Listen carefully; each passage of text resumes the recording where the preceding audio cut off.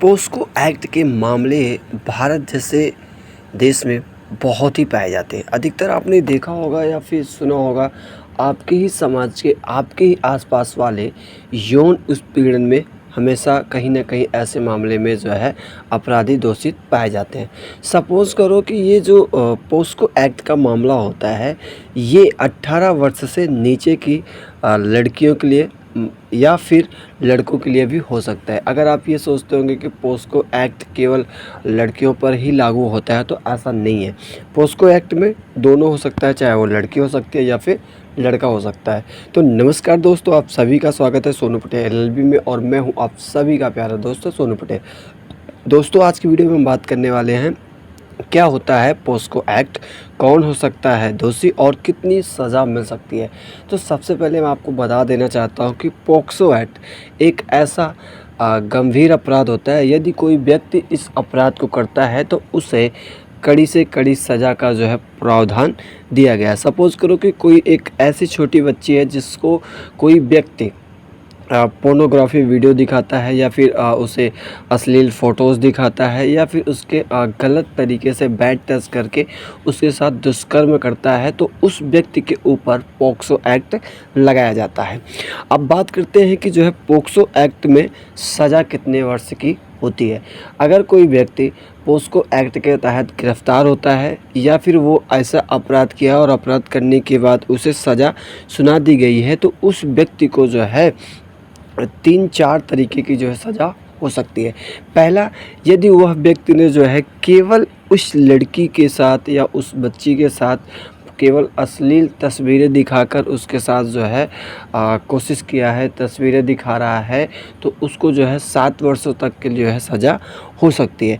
यदि उसने जो है उसकी अश्लील तस्वीरों के साथ, यदि उसके साथ कुछ दुष्कर्म करने की कोशिश करता है, तो उसे जो है 10 वर्षों तक की से 20 वर्ष तक की जो है सज़ा हो जाती है। पहले इसमें जो है आजीवन कारावास नहीं था, लेकिन अब इसमें जो है ना, यदि कोई व्यक्ति किसी भी बच्ची के साथ या फिर किसी भी व्यक्ति के साथ ऐसा यौन उत्पीड़न करता है, तो उस व्यक्ति को जो है 20 वर्षों तक के लिए सज़ा हो सकती है, या फिर आजीवन कारावास हो सकता है, प्लस इसमें जो है जुर्माना भी लगाया जा सकता है।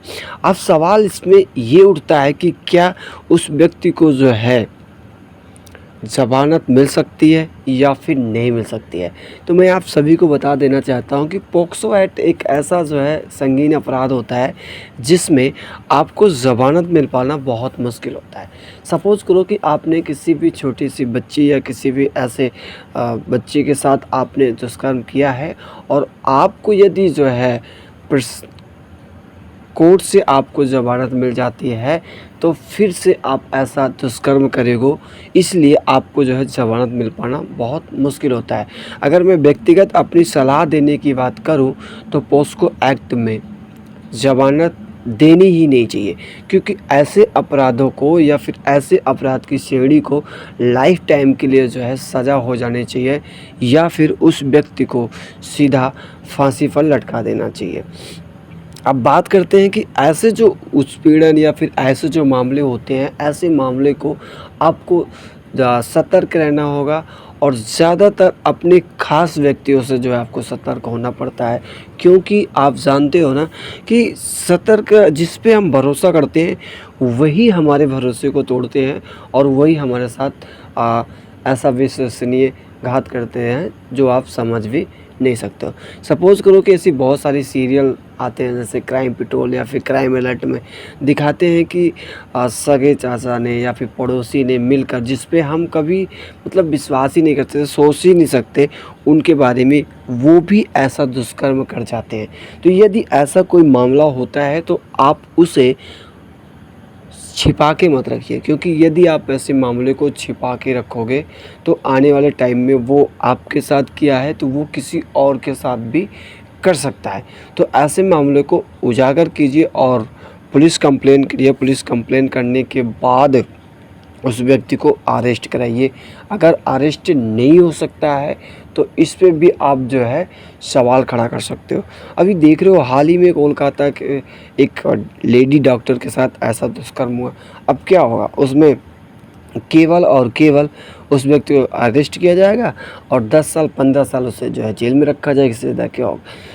अगर ऐसा कोई व्यक्ति दुष्कर्म करता है तो सज़ा इतनी दर्दनाक होनी चाहिए कि उसकी 7 पुश्तें याद रखनी चाहिए। अगर कोई ऐसा करता है तो बीच चौराहे पर खड़ा करके उसके एक-एक अंगों को काटना चाहिए, ताकि ऐसा दुष्कर्म करने वाला की रूह काँप जाए और वो दोबारा ऐसा करने की कोशिश ना करे।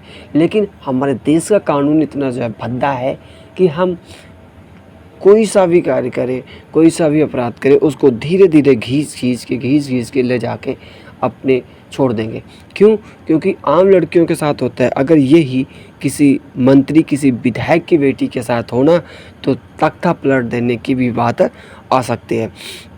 तो दोस्तों, आज की वीडियो यहीं तक के लिए, फिर मिलेंगे किसी नए वीडियो के साथ। तब तक के लिए जय